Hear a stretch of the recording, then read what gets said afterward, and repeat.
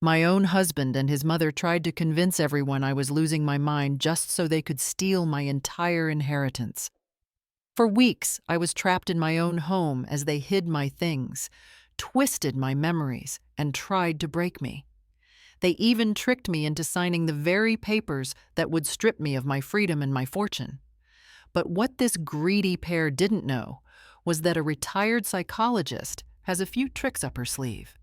They set up my family intervention, but it would end up being their public execution. You know, it all started so beautifully, as these things often do. It was a Sunday brunch in our Connecticut home, the kind you see in magazines. Sunlight was streaming through the French doors, glinting off the polished silver and the crystal vase of hydrangeas on the table. My husband Derek was reading the paper, and his mother Margaret was fussing over the quiche she'd brought.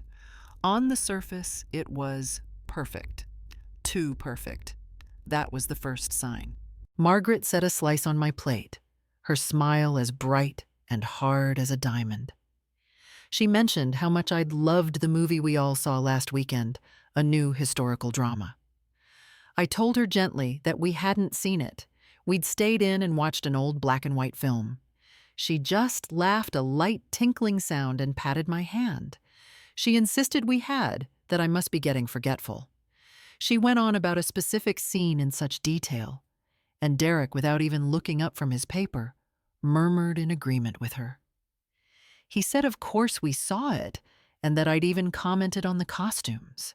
I sat there, a piece of quiche on my fork, feeling a strange sense of vertigo. I'm a retired psychologist. I spent 30 years helping people navigate the labyrinth of the human mind. My own mind I thought was a place I knew well, but in that moment, with both of them so certain, a tiny cold seed of doubt was planted. It was just a little thing, a movie, but it was the beginning of their symphony, a slow, methodical erasure of my reality. In the weeks that followed, the music grew louder. My world began to shrink, walled in by their suffocating care. Friends would call, but I'd only find out days later. Margaret would answer the phone and tell them I was resting, that I wasn't up for visitors. She'd relay the message with this deep, sorrowful sigh, as if she were bearing the terrible burden of my decline. Then came the disappearing acts. My car keys, which I've kept in the same ceramic bowl by the door for 20 years, would vanish. After I'd spent half an hour in a state of rising panic, Margaret would find them for me right on the mantelpiece in plain sight. She'd say it with such theatrical concern, telling me not to worry that these things happen. My reading glasses, my wallet, my favorite pen, they all started taking little vacations, only to be returned by my ever-vigilant mother-in-law. Each time, Derek would back her up, patting my arm and suggesting I should try to be less stressed. They were a team, a pair of gentle shepherds guiding a lost sheep, except the sheep wasn't lost. They were the ones moving the fences. The real betrayal, the one that broke through the fog of confusion, came on a Tuesday afternoon. Derek came home from work early, which was unusual. He was carrying a thick, leather-bound folder and had a look of strained seriousness on his face. He explained they were just some routine estate planning updates from our lawyer. He spread the papers across the dining room table, a sea of fine print and signature lines. He told me it was just a formality, something to make things easier for both of us down the line. His voice was smooth, reassuring, but his eyes wouldn't quite meet mine. I hesitated. The psychologist in me screamed that this was a classic manipulation tactic, creating a sense of urgency to bypass critical thought. But the wife in me, the woman who had built a life with this man, wanted to believe him. He kept pushing, his tone growing a little firmer, saying we needed to get it done for my own good. For my own good. That phrase hung in the air between us. Defeated and tired of fighting the invisible current pulling me under, I picked up the pen. I signed where he pointed, page after page, my signature feeling like someone else's. I didn't know it then, but buried in that legal jargon was a durable power of attorney, a weapon I had just handed to my executioners. That night, sleep wouldn't come. The unease from the afternoon had coiled in my stomach like a cold snake. Every word, every glance replayed in my mind. Around 2 in the morning, I gave up and went downstairs for a glass of water. The house was silent, wrapped in that deep, suburban darkness. As I passed the study, I saw a sliver of light under the door and heard a voice, Margaret's voice. But it wasn't the sweet, concerned tone I was used to. This was different. It was a low, venomous whisper dripping with a kind of triumphant cruelty I had never heard from her before. I froze my hand on the banister. I couldn't make out all the words, just fragments. But then, her voice rose with cold clarity, and the words hit me like a physical blow. She said the papers were signed. She hissed that now they just needed the doctor's assessment to seal it. And then came the line that stopped my heart. I heard her say that another month of this and I'd be declared incompetent before I even knew what was happening.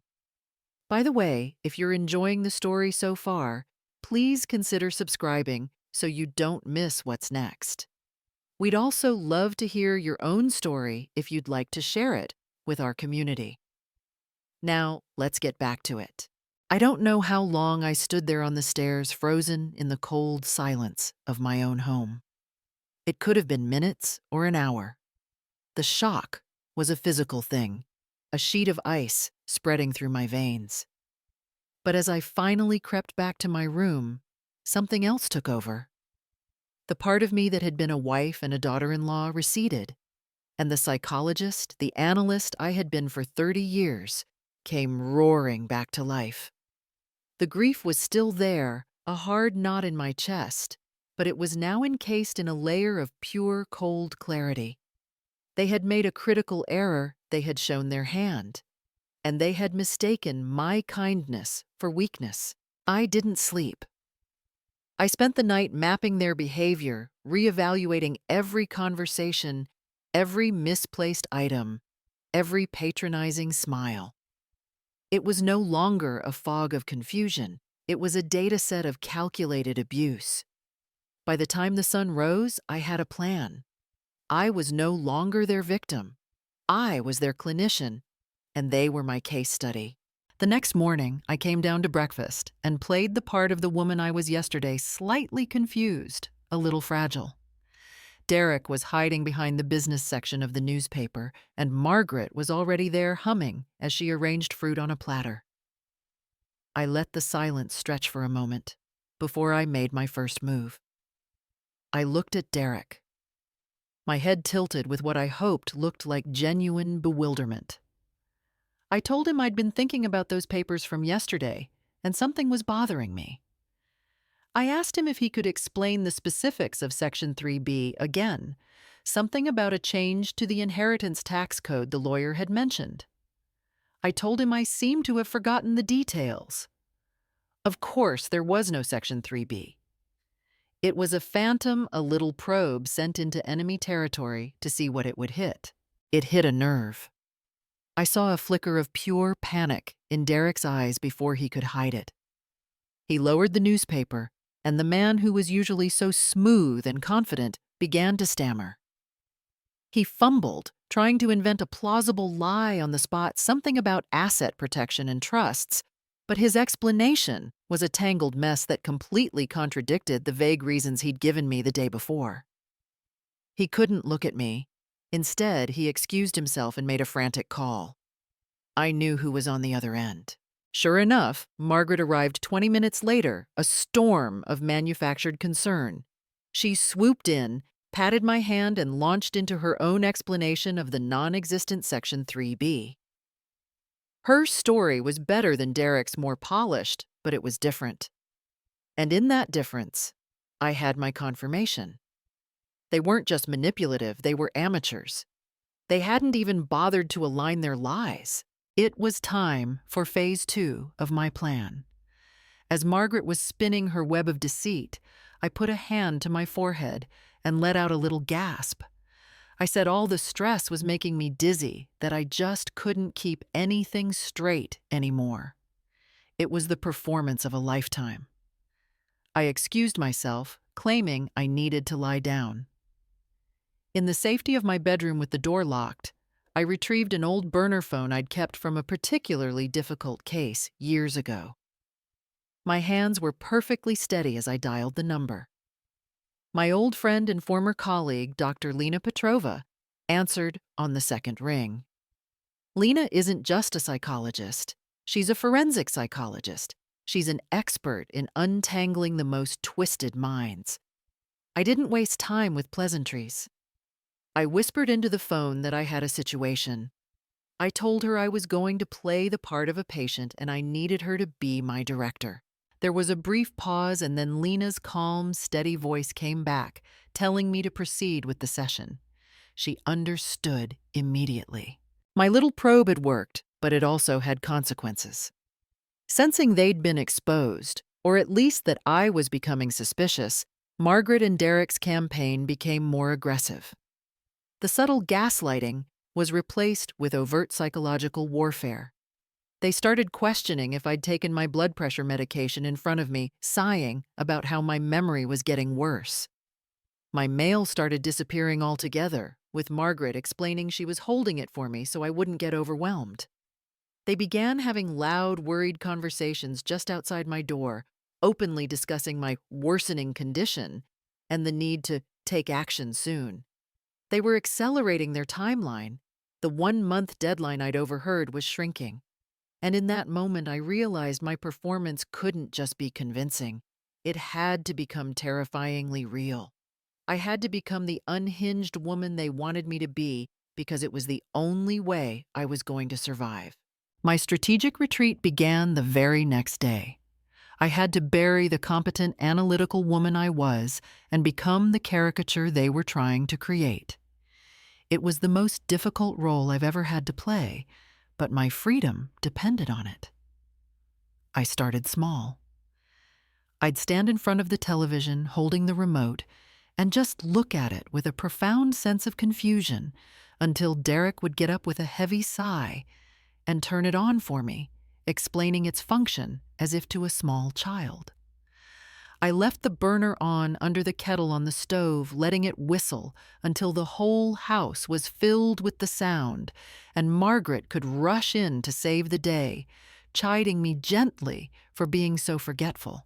They bought it completely. Their brief period of paranoia after my Section 3B question melted away, replaced by a smug certainty. Their panic, they must have concluded, was just a premature overreaction. I could see the relief in their eyes, the little satisfied glances they exchanged when they thought I wasn't looking. I would have these sudden dramatic crying spells over the silliest things, a sad commercial, a bird hitting the window. I allowed them to manage my entire life, from what I ate to when I should rest, lulling them into the false belief that the battle was already won. They thought they were in control, but every patronizing word, every staged act of concern was a thread I was letting them use to weave their own noose. While they were busy managing my decline, I started to dig for their motive. I knew it was about my inheritance, but Margaret's level of viciousness felt deeper than simple greed. My chance came one afternoon when Margaret left her purse on the kitchen counter while helping me with a confusing recipe. While she was distracted, I feigned a moment of disorientation and fumbled through her bag, pretending to look for my own glasses. My fingers brushed against a thick, official-looking envelope. I managed to slip it out and hide it in the pocket of my housecoat. Later in my room, I opened it. It was a final demand letter from a private lender. Margaret had taken out a massive second mortgage on her home to fund another one of Derek's failed tech startups. The venture had collapsed, and a final balloon payment of over $500,000 was due in 3 weeks. It all clicked into place. This wasn't just an inheritance grab. This was an act of raw financial desperation. They weren't just trying to get rich. They were trying to avoid ruin. That knowledge hardened my resolve. My quiet afternoons, which I was supposed to spend napping, became the headquarters of my secret war. While they believed I was lost in a fog of dementia, I was on my laptop, my fingers flying across the keyboard. Guided by Lena's encrypted texts, I ordered a set of high-definition micro cameras, the kind that are cleverly disguised as smoke detectors, USB chargers, and even the back of a picture frame. While the cameras were in transit, I began my documentation. I created a password-protected file, a meticulous log of their abuse.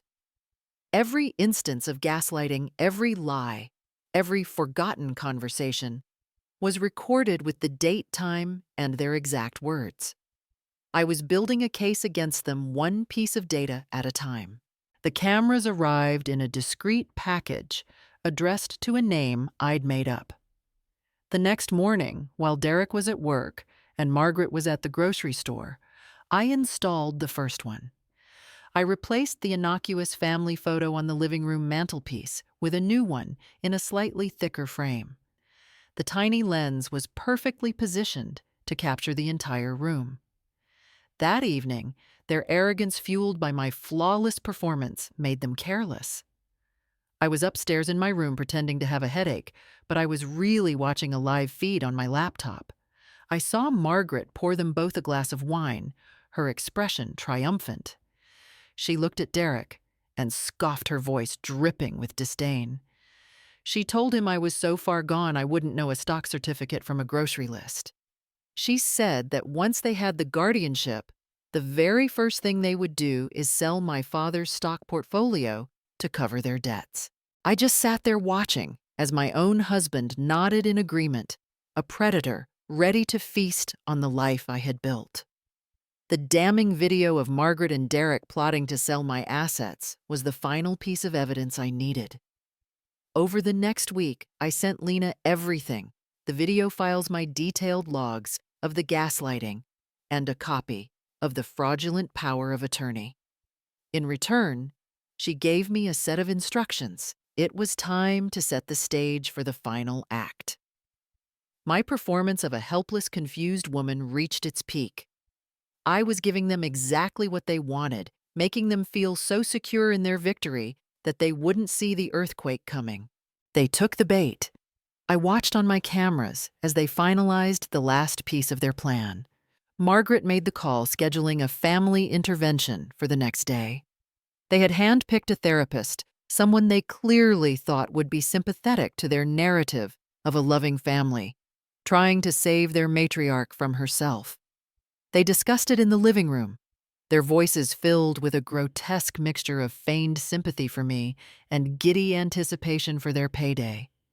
They believed tomorrow was their finish line. They had no idea it was their judgment day. The next afternoon, the day before the scheduled intervention, the doorbell rang. I was in my room watching the front door feed on my laptop. I saw Derek open it to find a woman standing on our porch. She was impeccably dressed, in a sharp business suit, her expression calm and professional. It was Dr. Lena Petrova. Derek was clearly flustered. Lena introduced herself with cool precision, stating she was a former colleague of mine.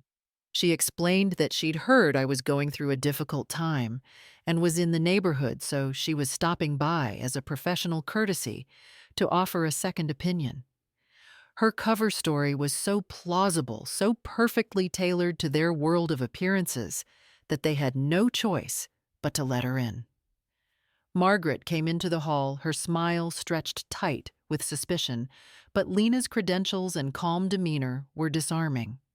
They led her into the living room, right into the view of my hidden camera. This was it. Lena didn't waste time with small talk. She sat down, opened her briefcase, and retrieved a single crisp envelope. She calmly explained that before discussing my health, there was a pressing financial matter to address. She slid the letter across the coffee table. It was a formal notice from my financial manager. I knew what it said because I had signed it a week ago. With perfect clarity and in full command of my faculties, I had placed my entire inheritance, including my father's stock portfolio, into a newly formed, irrevocable trust. Control of all my assets was already out of their reach. The letter named the sole trustee, Dr. Lena Petrova. The silence that followed was absolute. I watched Derek's face go pale, his jaw slackening in disbelief. But it was Margaret who truly shattered. The color drained from her face, and then a dark, ugly red crept up her neck. The mask of the caring matriarch didn't just crack, it disintegrated. A strangled noise came from her throat, and then the venom poured out. She started screaming not at Lena, but at the sheer injustice of her plan failing. She confessed everything in a torrent of rage. She shrieked about the second mortgage, about Derek's failed business, about the $500,000 debt hanging over their heads.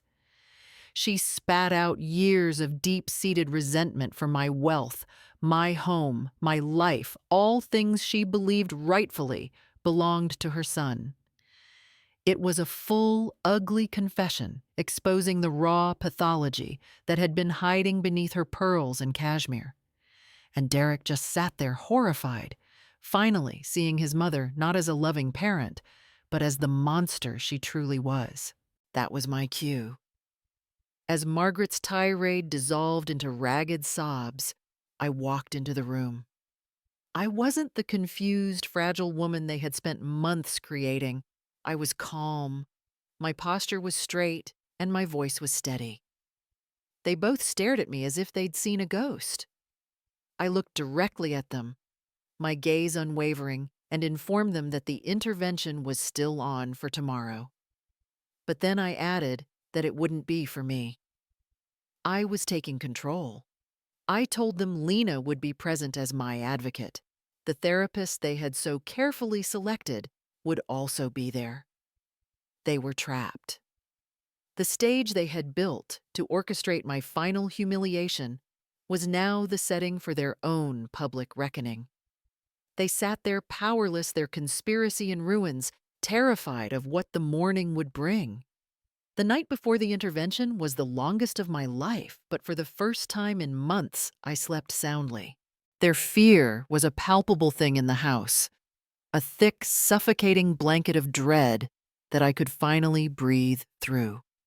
The next morning, the stage was set. We sat in the living room, a space that had been my prison, now repurposed as my courtroom.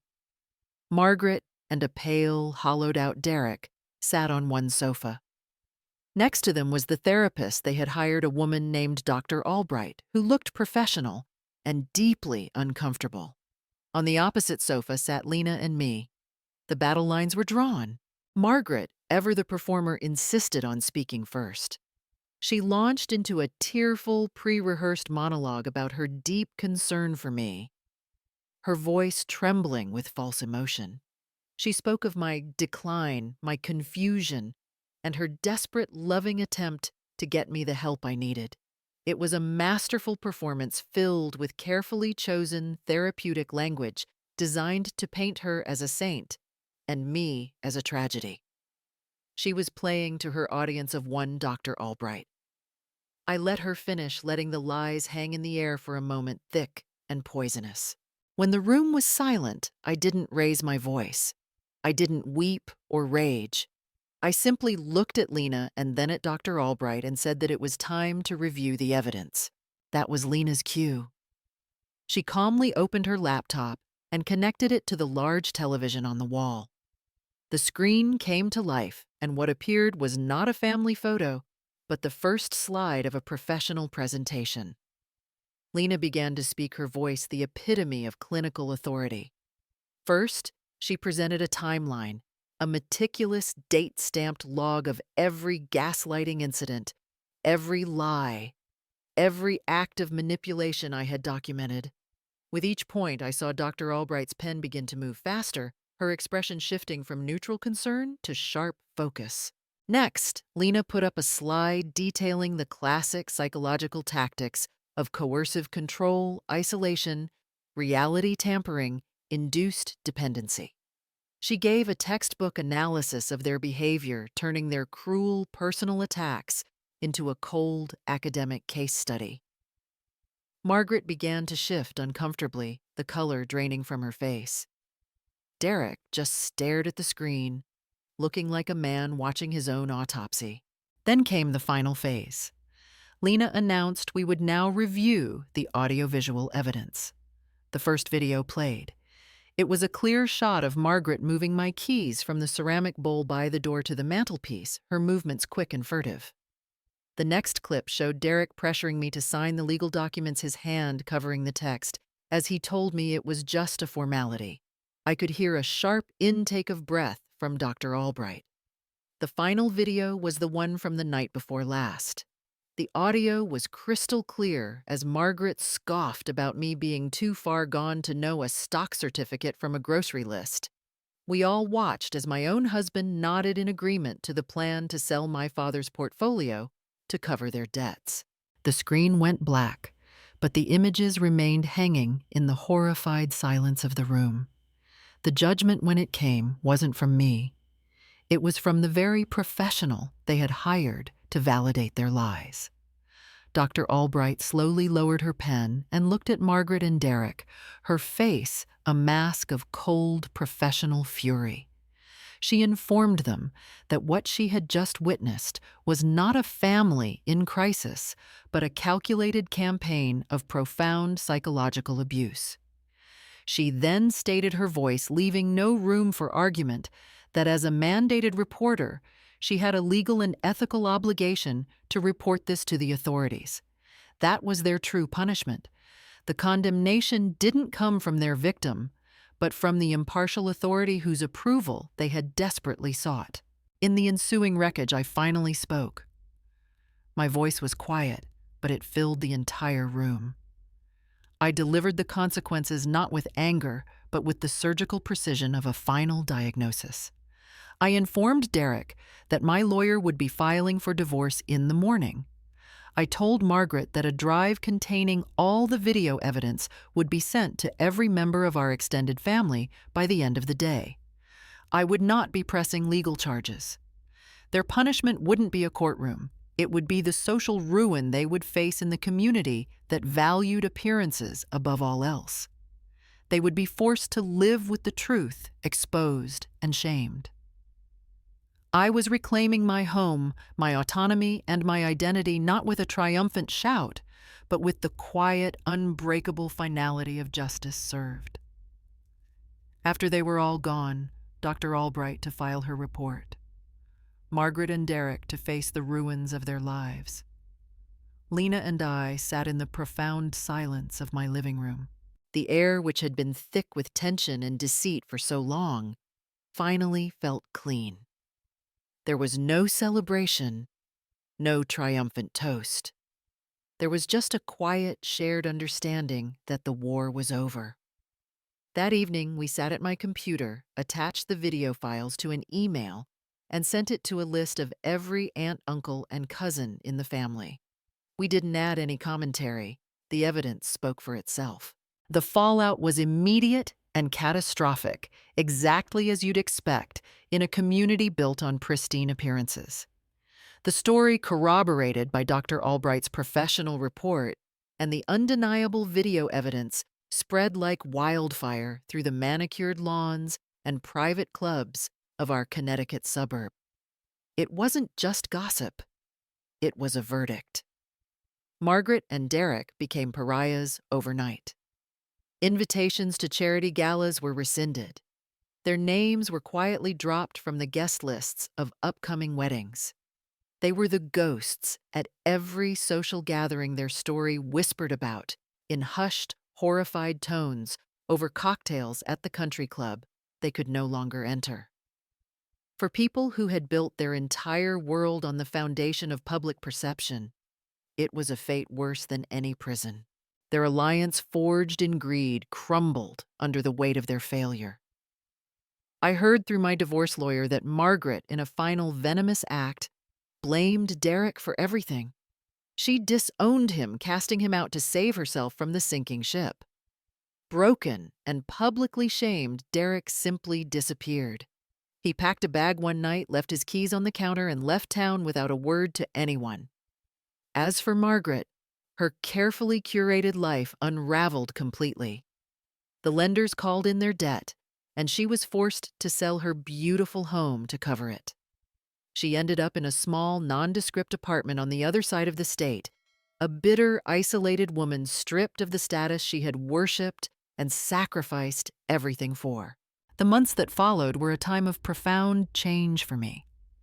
The first thing I did after the divorce was final was sell the house. It was a beautiful place, but its memories were tainted. I needed a clean slate, a space that hadn't been a battleground.